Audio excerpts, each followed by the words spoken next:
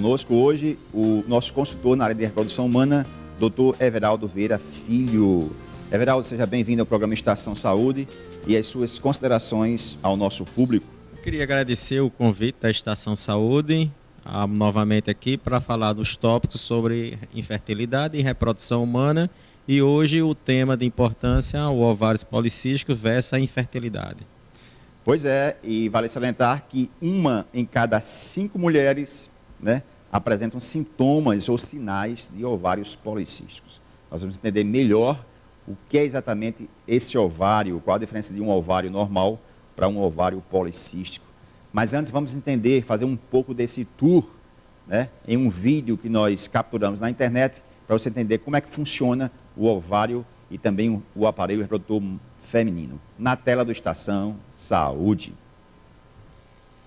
A ovulação é parte do ciclo menstrual em que o ovário libera um óvulo maduro ou óvulos. Dentro do ovário há centenas de milhares de folículos. Cada folículo é uma bola oca de células imaturas com um óvulo imaturo no centro. O ciclo menstrual normal de 28 dias começa no primeiro dia de sangramento menstrual. Durante os primeiros 7 dias do ciclo, alguns folículos começam a crescer ao mesmo tempo. Estes folículos amadurecidos secretam o hormônio estrogênio na corrente sanguínea para preparar a parede do útero para a gravidez. Por volta do dia 7, todos os folículos param de crescer e começam a se degenerar, com exceção de um. Este folículo dominante continua a crescer e a nutrir o óvulo em desenvolvimento dentro dele. Por volta do dia 12, o folículo secreta uma grande quantidade de estrogênio no sangue.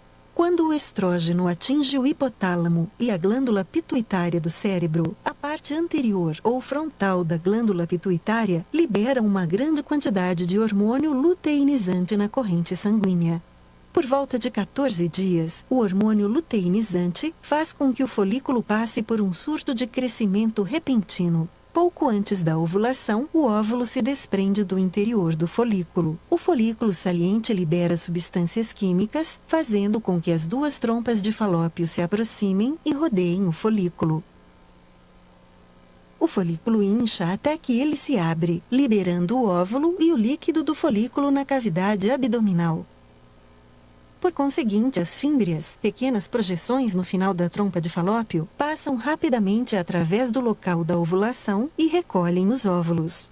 Cílios microscópicos na superfície das fímbrias levam o óvulo até a entrada da trompa de Falópio.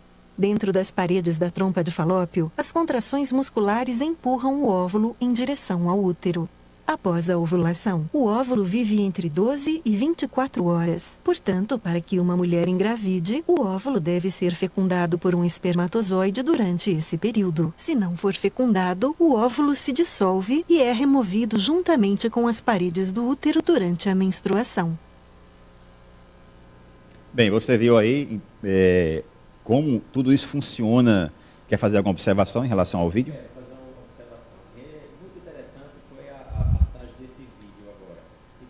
Tudo representa, isso aí vamos passar numa clínica, uma paciente, isso tudo acontece numa paciente que tem ciclo menstrual de 28, 30 dias, que tem uma regularidade na menstruação. Aí, se a gente volta aqui ao ovários policístico, isso aí realmente o que você viu aí, dificilmente a paciente com ovário policístico, ela vai ter essa facilidade toda do período de engravidar. Veja o que está acontecendo aí, que está formando um folículo, e esse folículo eclode o óvulo para depois, por sua vez, ter o processo da fecundação. Na paciente que tem ovários policísticos, ela não vai ter um folículo, ela vai ter vários cistos na camada cortical do ovário. Então, esses cistos na camada cortical, eles não vão eclodir, e sim, por sua vez, eles vão cada vez se acumular nessa camada cortical do ovário. Então, existe uma diferença e, por sua vez, aí vem a dificuldade dela engravidar, e muitas vezes ela está associada a distúrbios hormonais, e esse distúrbio hormonal está associado, vem da menstruação dela vir com 28, 30 dias, ela vai vir com a menstruação de 40 dias, 50 dias, 60 dias, às vezes ela vai ficando até, às vezes, 4, 5 meses até sem menstruar, caracterizando uma síndrome dos ovários policísticos. Bem, o que ele quis dizer é que o que você viu é dentro do que é normal, a questão de normalidade do ciclo. E no caso de um ovário policístico, isso não acontece, né, devido a essa substituição. Então, na realidade, resumindo, o ovário policístico, o que você vai ter são vários cistos. Vários cistos na camada cortical desses ovários. Certo. Então, como tem vários cistos na camada cortical, esse cisto não vai formar folículos. E sim, por que não forma? Porque ele vai ter um excesso de hormônio, chamado hormônio androgênio, hormônio masculino. Se a gente fizer uma dosagem hormonal, às vezes nessas pacientes, eu vou te encontrar um nível de testosterona, que é o hormônio masculino do homem, um pouco mais alto que ela deveria encontrar nestas pacientes. E muitas dessas pacientes também, o que a gente chama, ela tem aumento da resistência à insulina periférica também, que leva também esses ovários policísticos. Em si, o ovário policístico, existe uma diferença entre ovário policístico e síndrome de ovários policísticos. O ovário policístico, eu diria, quando eu conto cistos na camada cortical. Quando eu falo de síndrome, então eu já estou relacionado o quê? A outras patologias. Paciente de ovários policísticos pode estar relacionada a uma diabetes, mas ela está mais susceptível a diabetes, as doenças cardíacas, a pressão alta, a acne, a seborreia, a hipertiroidismo. Então, ela é uma paciente que a gente chama de uma síndrome metabólica. Existe uma diferença, por isso aí, entre síndrome e ovários policísticos. Bem, aqui o nosso assunto é ovário policístico. Se você perdeu o início da entrevista, em breve, essa entrevista estará também no site estaçãosaudetv.com.br. E com ele, o nosso consultor na área de reprodução humana, Dr. Everaldo Vieira Filho. Doutor Everaldo, em relação às consequências, suponhamos que a pessoa, o colega inclusive, eu queria que eu repetisse, essa questão dos sinais e sintomas.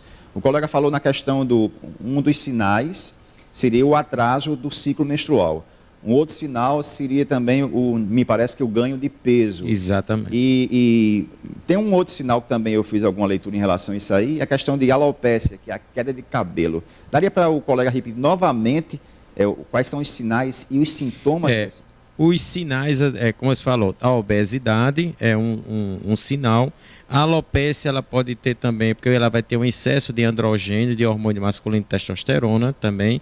Então ela pode ter pele oleosa, pode ter acne, pode ter seborreia também. Então esses são os sinais também e relacionado também os sintomas acima dos ovários policísticos. Queda de cabelo também, pouca queda. E a pouca queda de cabelo também. Agora, normalmente uma paciente que tem o ovário policístico, a menstruação, no caso, era mais dolorosa do que as que não têm? Repare, porque como ela tem um ciclo intervalo menstrual durante os 50, 60 dias, muitas vezes quando ela tem a menstruação dela, ocorre uma descamação da camada funcional do endométrio e essa descamação é feita por parte e essa paciente vem apresentar um pouco de cólicas menstruais também. A todos vocês, uma boa semana. Na próxima semana estaremos de volta com mais um consultor na área de saúde. A todos uma boa semana.